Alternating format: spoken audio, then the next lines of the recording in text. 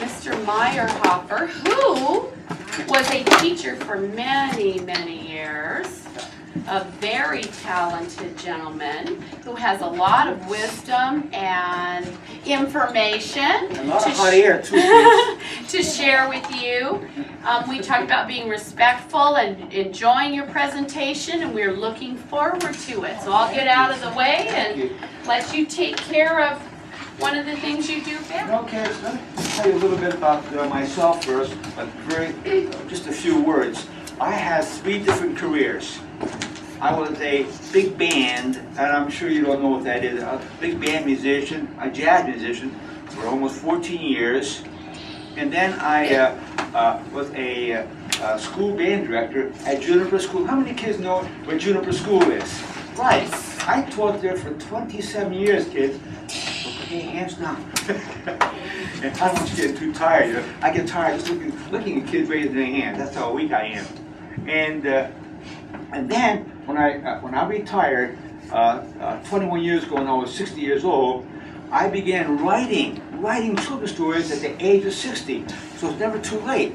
So can you imagine if you started now, how great you would be by the time you got to be 60 years old? Now, it's taken me 21 years to be a pretty good writer. It takes a long time. You write stories, you write books, and they're good, by the way. But the whole thing is that they can be improved on at all times. How many kids have written stories? Or, you know, by the way, a story can be 1 sentence or 1 paragraph. It doesn't have to be a whole book, you know. How many kids here that have written a little story, an idea? Great. And you know what happens, kids, is that you have to be sure that you don't get discouraged. I know for a fact that many of you have had an idea about something, and you tell your best friend or your brother or your sister, and you say, hey, I just wrote this thing, or I had this idea, and you tell them, and what do they say? After you tell them your idea or your story, what do they usually say? Your best friend and your brother or sister, yes? Oh, okay. That's all they say? That's it? Okay, you're lucky. Now, I did it with my sister, and I wrote a little tiny story. She said, oh, that stinks. Yeah, and that's what happens. And your own best friends and your own family, as strange as it may seem, they never say, oh, that's great. They say, you know how they are, right? Huh? Yeah. But you can never let that discourage you. You have to forget, just like they never heard that, because you yourself have written it. It's your own idea, and whatever you do, I'm sorry, it's great, because why you're thinking, you're being creative. And so continue doing that. And by the way, when you start writing, it's amazing. It does something to your brain where it opens up the areas there that other subjects, other things are easier to learn and improve on. But okay, so then I was a big band jazz musician for 14 years, and then I taught for 27 years, and for the last 21 years, I've been an author. Now, I've written 38 children's stories, and in fact, 17 of those right now are on Kindle. Does everyone here have a Kindle or a Nook or an iPad? You all know what those things are? If you do, raise your hand, kids. Some of you have those e-readers, huh? Well, I've got 17 of my stories.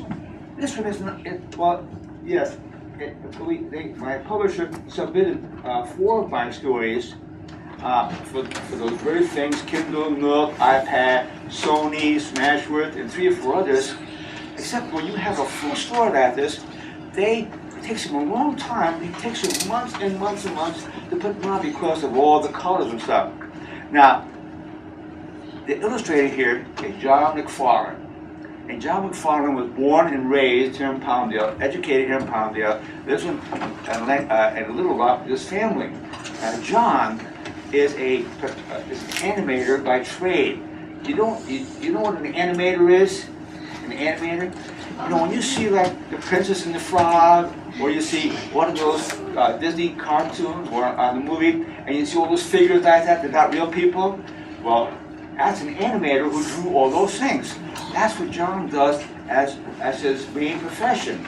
and he did the movie The Princess and the Frog. How many kids have seen The Princess and the Frog? I had Right. to. That's John here, and John was born and raised here in Palmdale and went to our schools here in town. So you can see what opportunities are available to you as you get older, the things you can do.